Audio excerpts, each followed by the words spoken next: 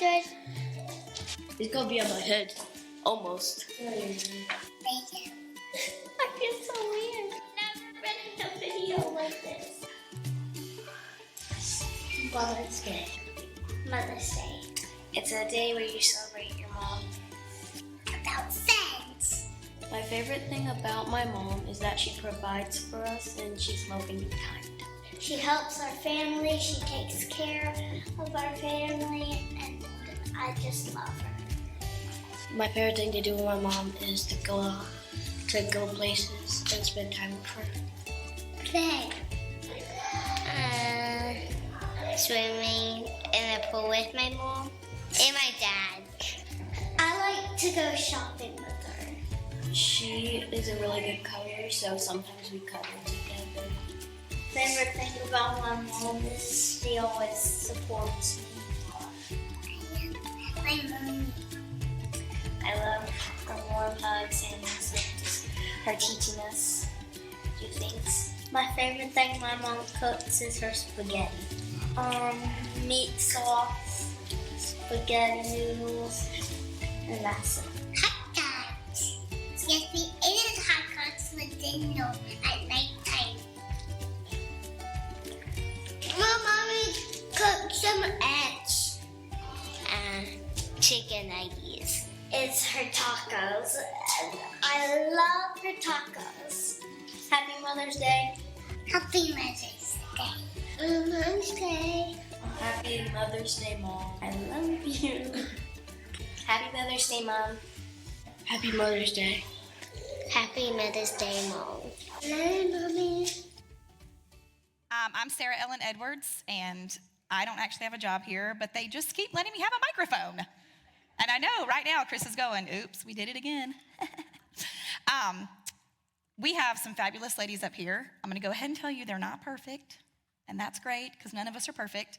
I do just want to echo what Ellie and what Chris said this morning, that Mother's Day can hold lots of emotions for us. So I just want to encourage you wherever you are in this journey to just sit in that feeling that you have. It could be excitement, it could be anxiety, it could be longing, it could be fulfillment, it could be love and joy, it could be grief. Wherever you are, sit in it, and just know that God sees you right where you are, and he loves you right where you are, and he is not upset by however you feel about this holiday. So I'm going to introduce myself, and then I'm going to let these gals introduce themselves.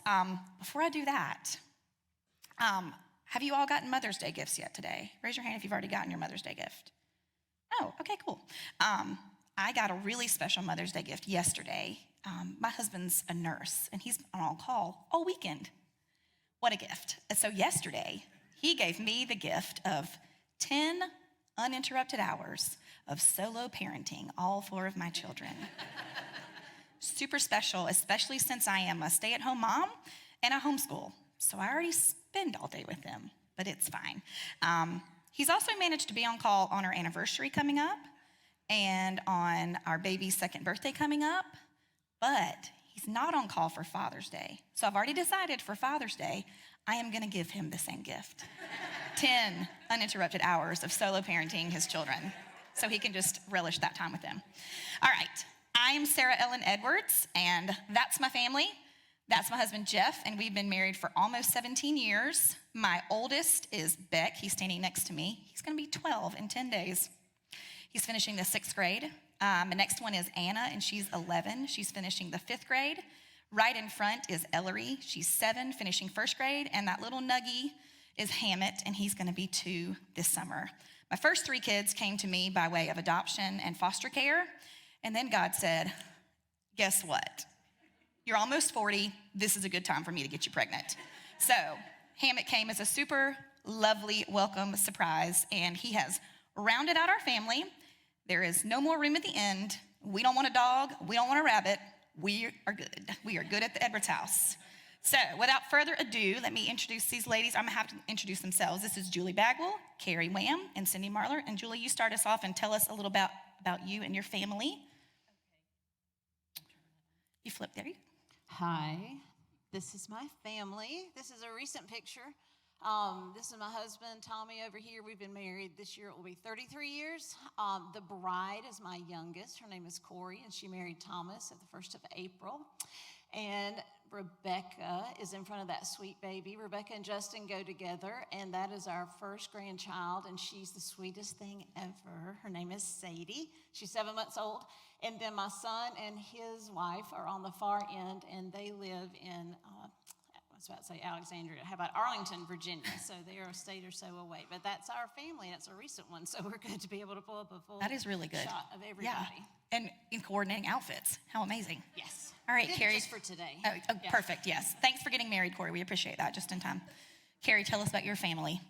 So this is my family. This is my husband, Nick. We've been married for, this week will be 15 years. Feels like 50, I told him, but it's been 15. This is Mason. He is in 7th grade at Ralph Chandler, and McKinley is in her last year of elementary school and will be going to middle school next year, so she's almost 11, which she reminds me of that daily. That was our picture from Easter, so yeah, that's my family. And I just want to say, when Carly asked me to do this, I did have to think about it for about 3 days when she emailed me. She didn't tell me until this week that I would be with 2 Proverbs 31 women. Like, Don't no worry, I'm here pressure. too. I got No you. We're pressure. good. Yeah, you know, if you're a mom out there looking up here, you're like, wow, I feel a lot of pressure for her. All right, Cindy, tell us about your family. Yep. There you go. Hey, I'm Cindy Marler. This is my beautiful family. Let's start on the far left. That is Gracie. She is finishing up her freshman year at Hillcrest. She is 15. My husband, Scott. We are almost 30 years of marriage. Besides Scott is Katie. She is our oldest, and she is a teacher at Fork Shoals Elementary in Fountain Inn. Beside me is Lindsay. She's the middle Marler, and she is 23 and married to Jamin. They were married this past summer, and that's us. Awesome. I got your mic working so you can go back. All right, so we have some questions that we're going to ask, and like I said, we're not perfect. We're not trying to pitch the perfect mother out here. We're just going to share stories of motherhood because stories help connect us, then help us feel not alone, and I think what you're going to hear is a common theme of just reliance on Jesus throughout these women. I've just gotten to know Carrie, but I've known these 2 for a while, and I think you're just going to hear that over and over again. So let's start with what's something that you learned from your mother or from people who mothered you. Cindy, I'm going to start with you. Oh, well, I knew nothing. I was an elementary teacher. I taught kindergarten, and I don't know if you've ever met a teacher that is their job. That is their life. That is all they do, and that was me. Y'all, if you know me well, you know I love to cook. When I was at that stage of life, I did not cook. And I thought, I can do this. If I can have 27 kindergartners in the classroom and I can handle them, I can handle being a mama. But I was wrong. I was so not prepared. My mom taught me so much. Everything from how to give Katie a bath when she was born. I probably could count on one hand the number of times I'd held a baby before I had one. And she taught me that. She taught me just how to pick your battles, how to listen, how to give your child the ability to just explore and not stress and try just to hang on every special moment that they had. She taught me the gift of hospitality. If y'all know how I love to cook and share things with people, she taught me that. And she loved on people, and gosh, it was just awesome. That you did it. What you learned from your mother. One more thing. Oh, okay. One more thing. Pick your battles. She taught me that, and it is so true, especially the older they get. Pick them. Listen to that inner voice. Whatever it's saying to you, pay attention. Just a snippet.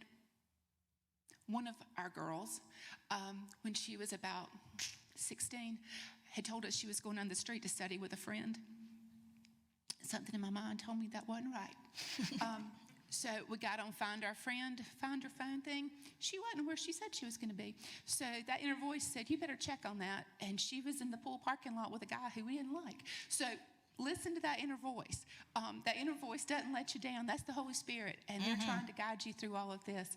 And I would also say, no one knows your child better than you, and my mom taught me that. And as they go through life, and there's battles and there's circumstances, you are your child's advocate, and nobody else will but. That's a good word. All right, what about you, Carrie? What's your something you learned from your mother? No pressure. So for my mom and I have a great relationship. I talk to her almost daily. When I moved here I'm from Easley, Powdersville, not far from here, 45 minutes. One of the things, when Nick and I got married, he said I had to live here, so that was in our agreement. So moving from my mom, that was hard. All my family, I come from a large family, not my personal family, I just have one sibling. But my mom has a lot of sisters, so growing up, I babysat a lot. But moving here, being away from my mom, that was, a challenge. I had lived, from college and stuff, but just being away from my mom. And at the same time that Nick and I actually got married, my parents actually got a divorce that year. So that was hard too, just moving away. But I married into a wonderful family with a wonderful mother-in-law, so that was definitely helpful. But mostly just be happy with what you have and be content with what you have. Most of all, seek God. Some choose to reject him, some ignore him. My mom always taught me to seek him, and just like the saying goes, seek and you shall find. But yeah, just again, I babysat a lot, so I was around children a lot. I didn't know, I had expectations of what my children would be. You kind of have that, you babysit and think, oh, my kid, I would never let my kid do that. But you kind of eat those words. You do, yes. Every day sometimes you eat those words. Yes. But basically, I have a wonderful mother. Very, very proud to be her daughter. All right, Miss Julie, what about you?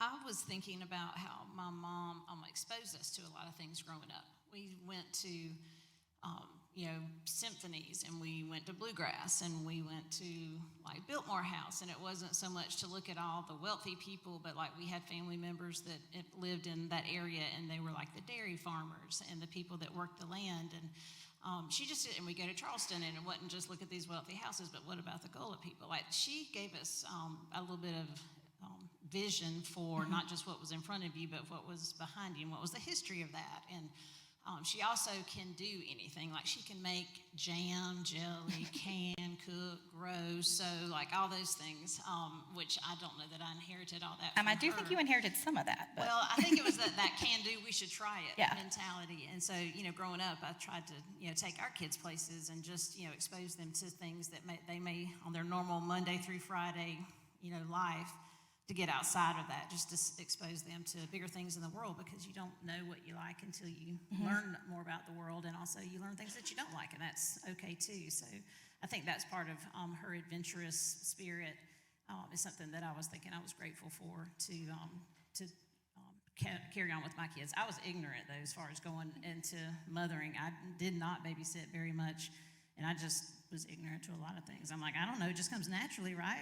And my husband did more diapers than I did in the beginning, because I'm like, how'd that go? And so we figured it out as we went. But yeah, we have, and my mom's still alive, and still is, she actually carried a lot of that on with my grandchildren. She would take them on little trips and stuff when she could, and a lot of times that was little one-on-one dates and stuff, and so that was fun to watch her do that with my kids as well.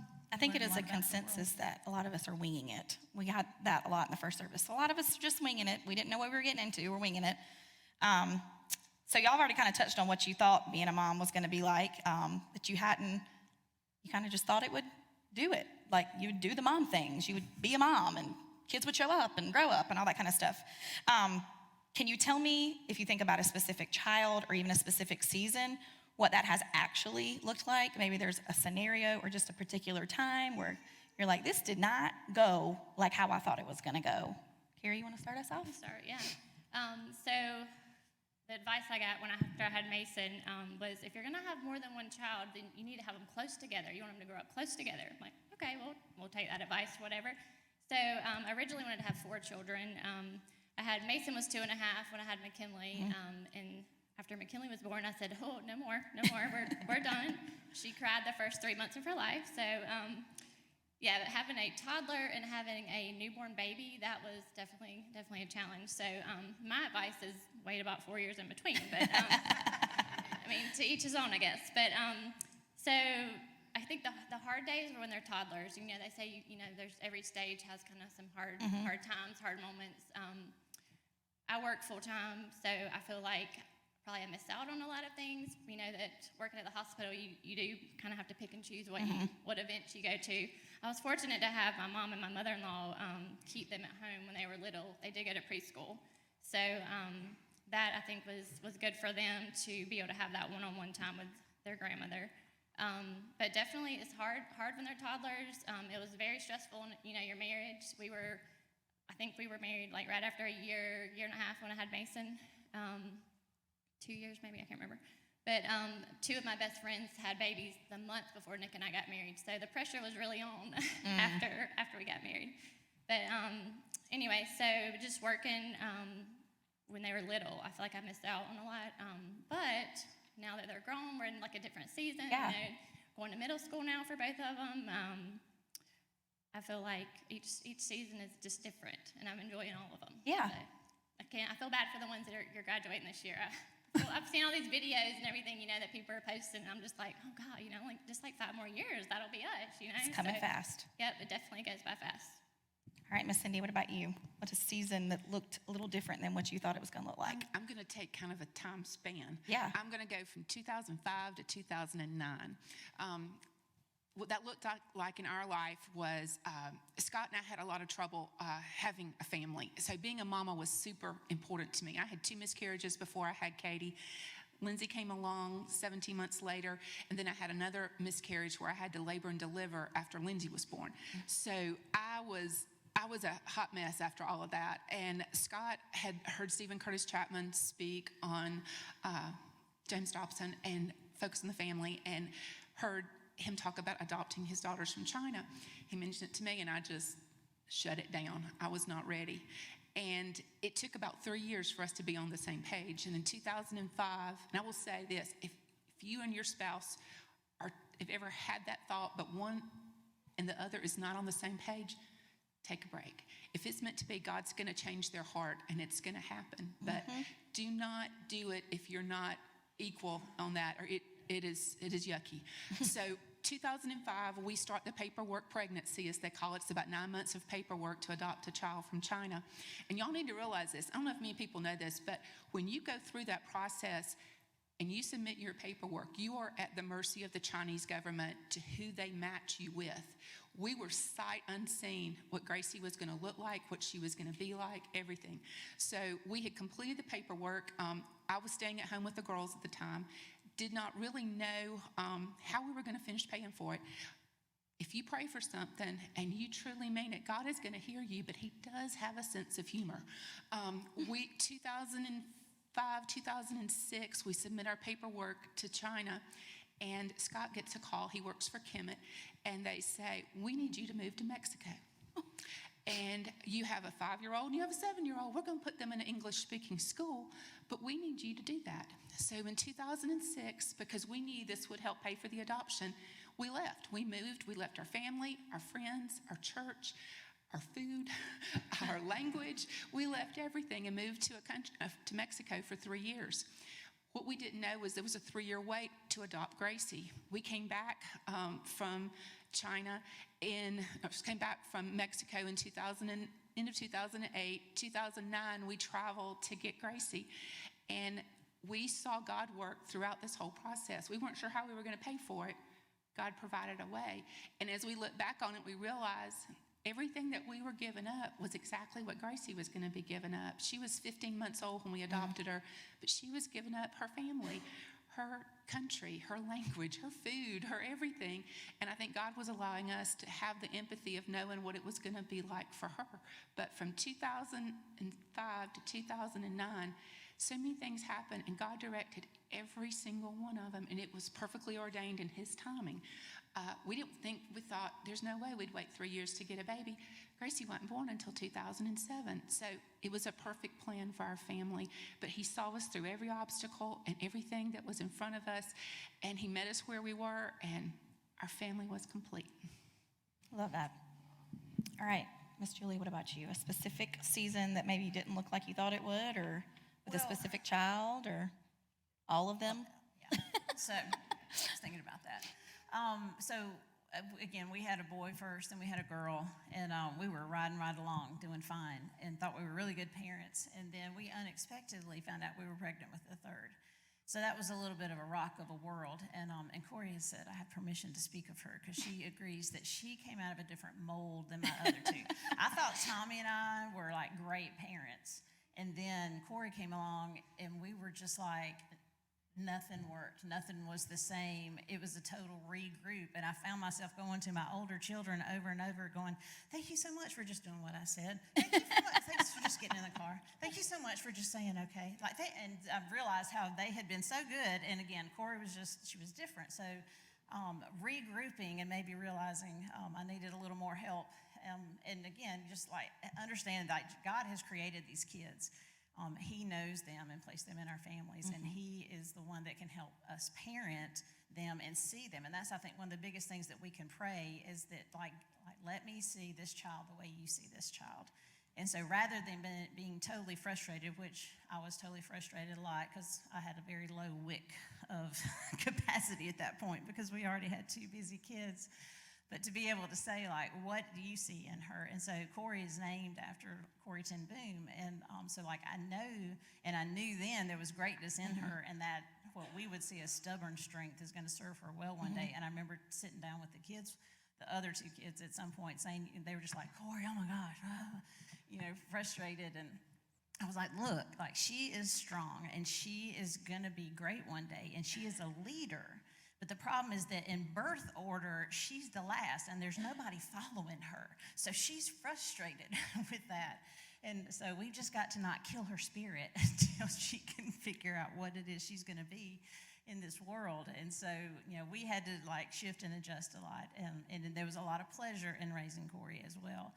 But we did have to adjust a few times and say, okay, that did not work at all. So what is it that we need to do? And ask for help. I asked other people, asked doctor. I think my first two kids, I probably didn't ask for help because I thought I was supposed to know everything. The older I have gotten, the more I ask for help for a lot of things because I realize I don't know so much. But it just took a little more patience and regrouping and just realizing like you can't just treat them all the same and they're not all going to roll with the flow. And that's okay, but you just have to figure out what's going on with them and how to serve your family best. So that's a nice way to put it. That's a good word. I have 4 very different children, and only one of them shares DNA with me. And so, yeah, that's an experience right there. That's a whole experience. All right. Miss Julie, I'm going to have you start off with this one. Okay. How have you seen Jesus either at work in your mothering, and you kind of touched on this, talking about Grace's adoption, but also how have you seen your relationship be deepened with him as you're walking through this motherhood journey? Well, I think, again, part of it is having that direction over your children, like helping get a vision of like, what do you see? Because, they know what your kid's going to look like at 10 and at 14 and at 21 and at 35. And so, whether it's Holy Spirit you're crying out to or Jesus or whoever, but like, hey, help me figure out like, how can I parent this child? So that they're going to be all that you've called them to be. It's not all about us. And so starting to detach that they're just my kid, but they are on a journey of themselves. And how can I help steward that well? That's helpful because a lot of times it's like me, mine, they reflect me, and our identity gets tied up in who the kids are. But I think the last few years I've actually realized more as mine are older now and they're getting married.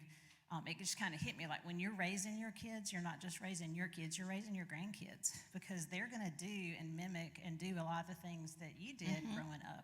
And that can be awesome and that can be terrifying when, if you think about it.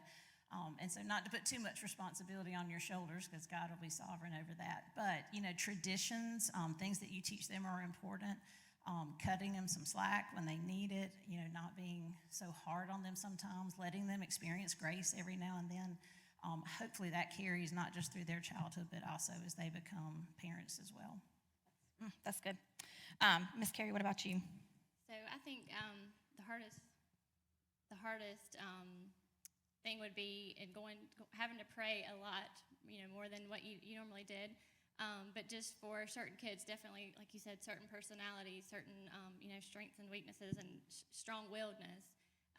But basically just realizing that these kids are only yours temporary, that they're God's kids.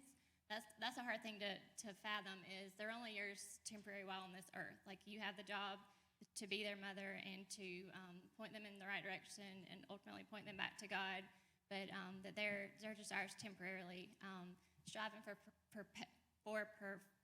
perfection. Yeah. Sorry, I can't get it out. Just striving for that, especially I think I probably have more of a difference in my age of motherhood than these ladies because of social media, and you have Yes. the perfect mother out there, but that mother may have 4 kids. They might look perfectly all identical in their little smocked outfits and matching hair bows and everything else, but it was just for that quick picture. You don't see what's in the background or what's going on in their family. And for a while, I did try to strive to have my toddlers matching. Thanks to my mother-in-law, she was a big help in making sure they were always dressed to a T. But then I got to the point where I'm like, you got clothes on? Let's go. You're good. You Right. know? Like, let's go. I don't strive for that. Plus, they get their own perspective of what they want to wear and what their style is. So, but just realizing that God made you their mom for a reason. So he put you with your kids. So, and like I said, they're only ours temporary. So That's true. we have to do the best we can with them. All right, Miss Cindy. My first thing would be God gave me grace, and it took me a while to figure it out, but they didn't have to look perfect. They weren't going to be perfect. My house did not have to be perfect. I struggled with that for a long time. It's okay to have a mess. The more kids God gives you, the less you worry about stuff like that. But I realized that I had to listen to each one of my children. They are all their own individual person. God let me see their personalities, how they respond to me, how they do life, and God let me embrace that.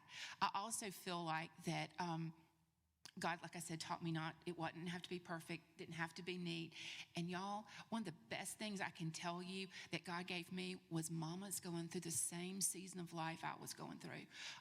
When my 2 oldest were young, there was a group of mamas. We all went to church together. We were all doing life together. And just to be able to talk to them and be a sounding board, have someone to vent to, someone to complain to, someone to say, can you believe what my child did? And, just talk it through. And those ladies, I feel like even now, even though we're all in different places, I could go back to them in a heartbeat and they would do whatever I needed and I'd do the same. But walking through life with women the same season you're in, I feel like is God's way of just giving you support right there in front of you. I love that. I love that. About the not dressing cute thing. Hammett is always dressed very Well, cute. Hammett doesn't have a choice. It's the older ones that I'm like, are you clean? Okay. Beck wore a police outfit this morning to church, so happy Mother's Day to me. All right. Since you are all mothers and have been mothers for a while, this is the perfect question for y'all. What is something you would tell your younger mother self knowing what you know now? So looking back at your brand new mommy self, what would you tell that lady? Why don't we start with you, Cindy? Kind of a lot of what I just said. Yeah. Don't sweat the stuff. It's not worth it. Pick your battles. Think about what you're doing. Is it worth it? And every child's battle is going to be different. Decide which hill you're going to dig your fork down on and make it be something you're going to stick. Each child had a different path for us and what we would do that. Trust in lying was a big thing for me, and earning that trust back was hard, but you show grace and it happens. But I feel like I would say, slow down, Cindy. It doesn't have to be perfect. It does not have to look perfect. And listen to your children, hear what they're saying. They're trying to tell you something. Part of the battle is figuring out where their mind is and where the words may not be coming out what they're thinking, but you're trying to figure all that out. And as they get older, that doesn't change. It still happens, especially these teenage years. It's hard. But listening to them, giving them a chance for you just to keep your mouth closed, not share an opinion, but just let them talk and hear what they're saying. They're good. They're good kids. You have them and I have them too, but you need to listen and just let God guide your path. And once again, you listen to that inner voice, because that inner voice is going to be your friend, whether it's telling you something may not be right with your child, or even telling you if someone's name pops in your head and you think, man, why did I think about that person? They may be needing a phone call or something that you just really need. So I've just found that inner voice is huge. Carrie, what about you? So mine's a little bit different perspective than that. My kids were terrible sleepers, so my advice for any new mother is to let them cry it out. Let them cry. They will be fine. They will be fine. Carly, do you hear me? Let them cry. Let them cry. But I think that was just building that structure and being consistent with your parenting, whether it be making them cry it out to sleep or discipline. I will have to say Nick was the better discipliner than I was. I would always discipline out of when I was just really mad. Yeah. And he would take the time to take Mason in there, talk about what he did wrong when he was 3 years old, and then be like, all right, pick your leg. Mason would be, having the tears and my left, this one or whatever. But I would be the one to where I would let him rack my nerves to the very brink of it, and then you would, I didn't beat him, but Right. I wanted to. No, I'm just kidding. But yeah, so I would just consistency with your parenting, whether it be discipline or whatever it be, sleeping, whatever it is. And then they just grow so fast. I mean, they really do. I remember when both of mine were little, they're still little to me, but when they were little and just thinking, God, these days are just really long. And that's what they say, the days are long, but the years are short. And, thinking from other parents telling you that, you're like, whatever, this is like, I'm going to be in this forever, and, but it really just, it flies by. And I mean, there's a lot of things I probably would go back and change, but then there's a lot of things I probably would just let it stay the same. You know? I mean, I feel like they've turned out great so far. But yeah, just being consistent. All right, what about you, Julie? I can second the consistency. Also add to that, like, be authentic. As your kids get older, they're going to ask you things, and they can smell your made-up answers a mile away. So I think being authentic and like, wow, I've never thought about that before, or hey, I'm not really sure about that. Let's find out together. I think that's always appreciated. But I think what I would say to me, my younger mother self, was to basically to take care of me. Just, the principle when you're on an airplane and they go through what happens with the oxygen masks come down, they say put it on yourself first before you put it on your kids. I didn't do that well. I thought it was sort of like what you were expected to do, to just kind of run yourself in the ground and not take care of yourself, whether mind, body, spirit, whatever. Thought it was sort of noble and churchy to do that martyr syndrome. And you can muscle through that for a while, but it catches up with you. I'm older now. It's catching up with me. And so I think asking for help, and just, it's as simple as like, where we lived, we were out in the country. So when we went for the day, you go to the day, and we'd have a list of like who's got a permission slip that needs to be signed, and who's got a ball glove that they need, and who's got their cleats, and do we have everything? Because there was no running back home, and like I was never on the list. Like maybe pack myself a healthy snack, or maybe have myself a bottle of water. Or if there was a 15-minute break, I didn't have to go to CVS and run one more errand. Maybe I just needed to sit down and breathe for a minute and try to figure out, am I mad, sad, bad, glad? I wasn't on the radar at all.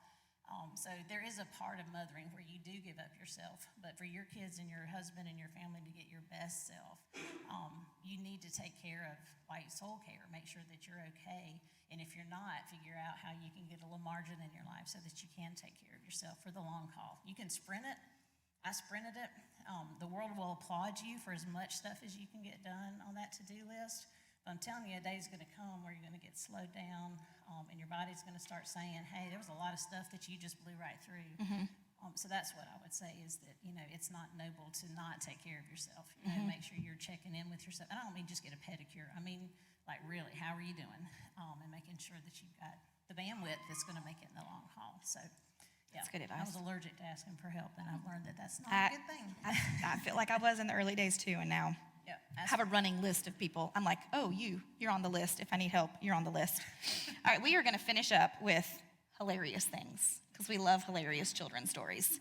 I'll actually start. I didn't share one in the first service, but so Beck is obviously not born of me. He has a totally different skin tone than I do. He's a different race from me. So when he was little, we were in the grocery store, and he was just learning about what makes a man, or a daddy, and what makes a lady, or a mommy, physically. You with me? So we were in Publix. He obviously doesn't look anything like me. And every man we went by, he would say, "Is he a daddy? Is he a daddy? Is he a daddy?" And it sounded like he was asking if he was his daddy. And I was just like, all right, Lord, this is just, step one of 5,925 of the ways that he was humbling me. And I finally just started saying, if he looked older, I'd say, he might be a daddy. If he was a teenager, I would say, he might be a daddy one day. But yeah, Beck was always, to this day, still has a way of humbling me. I always say that Beck is the most faith-promoting thing that ever happened to me because he always sends me to Jesus. So that was our funny story that Beck tried to claim every man in Publix as his daddy, and it was very awkward for me. All right, let's start. You want to start with the funny story? Yeah, I have a long funny story, but Okay. I'll do a short funny story. So in the vein of like trying to teach your kids that you're supposed to serve and do things, I don't know why I thought this was a great idea because it sounds awesome. So it was my older two, I don't think Corey was born yet, but I took my older two and we went to the Humane Society in downtown Greenville, and they had this program where you could take puppies to the old folks' home and let the old folks pet the puppies. And doesn't that just sound like the sweetest thing? And your kids can go do that. So I called up there, made an appointment. We went. They give you like a kennel and however many puppies you want to take. And the kids are like, "Oh my gosh, these puppies are so cute." So we go to the old folks' home, and they have them sitting in an area, and the people that worked there didn't really seem to understand what I was doing. And I'm like, I don't know, the people at Humane Society said I can do this. So we roll out there, let all these puppies out, and they start walking and wandering around. And it never occurred to me that they would pee or poop while I had them. And so, and I don't know if you know about puppies, but like once one pees or poops, it's an epidemic. And so every one of them starts peeing and pooping all over the floor. And there's this one lady that came and got one of the residents because she smelled it and thought he had like an issue. And she was like, "Mr. Frank, I think we can." And I said, "I don't think it's him. Like, do y'all have paper towels or like Lysol?" I was not prepared at all. And I know those people were so glad to see us leave. But anyway, it was like, I thought I had a great idea. Didn't totally think that one through. But anyway, it was a memorable experience for me at least. And hopefully it's like to I'm see sure, this poor yes. frazzled mom rounding up not just kids but puppies and poop. It was not one of my best days. I bet it's a core memory. Let's be honest. All right, Carrie, what about you? So I have a funny story of my children. So I don't know if many people ride on the toll road, and they have the Palmetto Pass. But at the time, my mom lives in Powdersville, so that's an easy access for us to hit the toll road, go straight to my mom's right there off 153. And for the longest time, I would just carry change, and we'd go through, or I'd go through the toll booth and pay cash, whatever. I think they take card now, but back then, for years they didn't. But this is probably 3 or 4 years ago. But this is to tell you the difference in my children's personalities. I finally got one of the Palmetto Pass little stickers, so I didn't have to actually stop and pay. I could just, you can just drive on through. So I'm going to trick my kids, and I'm just going to act like we're going to go on through just to see their response, how they act, So I told them, I was like, "Guys, I don't have any cash. We're just going to have to run through the toll. Like, the bell's probably going to ring. There might be sirens, Right. but I'm going to have to, I don't have any money. We're going to have to do it, And so the difference in my children's personality is Mason, he's come out of his shell a little bit now, more that he's with Edge. CJ can probably attest to that. He was very shy at the beginning. But his personality was, "Oh my gosh, Mama," he's ducked down, like in the seat, like, "Oh my God, the cops are gonna come," like he's hiding, like doesn't want to be seen. "There's cameras, Mama, no, there's cameras out there." And then McKinley in the back, she's in the back seat, she's going, "Go, Mama, go, Mama, go." I'm just like, oh my gosh, I know which one I need to have my eyes on, But anyways, we went on through the toll, and it didn't obviously go off because I had the pass. And after we got through, Mason's like, looking behind him, and then McKinley still, just chanting, "You did it, Mom, you did it." And so anyways, I'm like, "No, guys, like, I have the pass." Right. It's kind of a joke or whatever, but and now half the time we still go through the toll, they're always like, "Mom, remember that time that you told us you didn't have any money?" So it's just kind of That's funny. funny. So yeah, definitely You different know that if you ever get in trouble, you need to call McKinley. 'Cause she's gonna get she's you out. got you, yep. Yeah. All right, Cindy, what about you? Okay. 3 children. First one, Katie, was great baby. She was one of those you could look at her and she knew she was in trouble. Then Lindsay came along. A lot of times that second child just makes you realize that the word no is just not an option for them. They just don't consider it. We're going to, let's see, I'm thinking, Katie was at preschool at Fountain Inn First Baptist, and she was probably, she was in 3-year class or the 4-year-old class. But Lindsay and I had dropped her off at school, and Lindsay was just in a not great mood that morning, and everything was a challenge, and everything was not working in our way. So when I got Katie out of the car and got her into school, Lindsay decided to get out of her car seat, and I think she was about between 1 and 2, somewhere in there. And she would not stay in her car seat. So I buckled her back in, told her, no, you got to stay in. Well, we made it maybe in front of the Yount Center. And next thing I know, she's out of that car seat. So I pull the car over, get her back in the car seat. We turned down Craig Street. We got about halfway down Craig Street. She's out of that car seat again. So it took many, many times and a lot of threatening, but we made it home. But I don't know. Those second children, sometimes they just, all this gray hair, I got it for a reason. I earned it. I earned every one. Little escape artist. I'm a second child, and I never did stuff like that to my mother. Never. I just want to thank you, ladies, for being up here, for saying yes to this. And I hope you guys took some good stories away with you today. My biggest hope today is that you just know that even more important than being a godly mother, it is important that we remember that we are children of God. We mothers are children of God. And you heard it again and again and again, the reliance that we have to have on that to do the things we do every day. And I'll say for myself, a lot of times I'm waking up in the morning and I'm going, oh God, how are we going to do it today? How are we going to do today? And sometimes it's just, God, let me do the next right thing for the next 15 minutes. Let me do the next right thing for the next 15 minutes. And we are chugging along one 15-minute increment at a time because I can't do it by myself. We can't do it by ourselves. We have to rely on God to be there with us, doing it for us, knowing that he loves our kids more, knowing that he is sovereign over all. And so I just hope that that's what you walk away today, like not striving to be a perfect mother or a great mother, but resting in that you're a child of God and that he has got you. He's got you. He sees it all. He knows it all. He's got you. If you have not already, we have a blog series going on right now on Capstone Blog. You can find it on the app. You can find it on the website. And it's a 3-part Mother's Day series. It is very vulnerable. It is very raw and open. We kind of ask 3 big important questions. The last one comes out this week. So if you like hearing other stories, you want to hear encouragement, I encourage you to go read that. I think you'll find that you don't always, like Carrie said, you see the picture perfect part of motherhood, but you don't always know what's going on behind the scenes. So I encourage you to go read that. Yes. Yeah. If you're done, though, I just wanted. I'm Whenever good. you're done, I meant to tell you this before. Yeah. When I was looking at some things just last night when I was doing my devotion, I came across this life lessons, and it says "Taught by Mom." So it's just kind of funny. It says a lot of you can probably relate. You're good. A lot of you can probably relate to this, things that your mother may have said to you, that things that you have always said, I would never say that to my children, But one of them is, my mother taught me faith, and it's, you better pray that will come out of the carpet. My mother taught me time travel. If you don't straighten up, I'm going to knock you into the middle of next week. My mother never told me that. I was a very good child.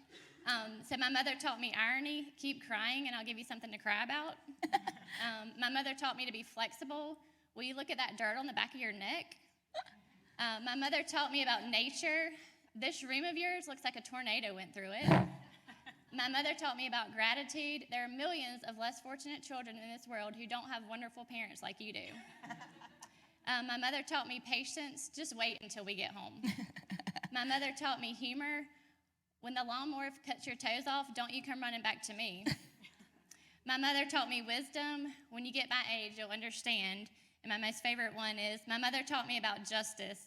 One day, I hope you'll have kids. One day, you'll have kids, and I hope they'll turn out just like you. Oh, thanks for sharing that. That's funny. All right, well, I'm going to pray, and then we're going to have the band come back up here. So join me in praying, please. Dear Jesus, thank you so much for these ladies, for them saying yes and sharing their stories. Lord, we thank you for mothers. We thank you that we get the opportunity to mother and to be mothered. I pray for the men in here, too, that they heard something that they can take away from this, whether it is them being a father one day, or longing to be a father, or the relationship they have with their father.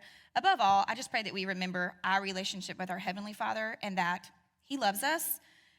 When He looks at us as we are going about this daily life of being a mother, that like, you're not ashamed of us, God. Like, you love us, you're proud of us, and you're for us. You're sustaining us, and you're right there along with us. And I pray that we could just rest in that, God. I ask all these things in your name. Amen.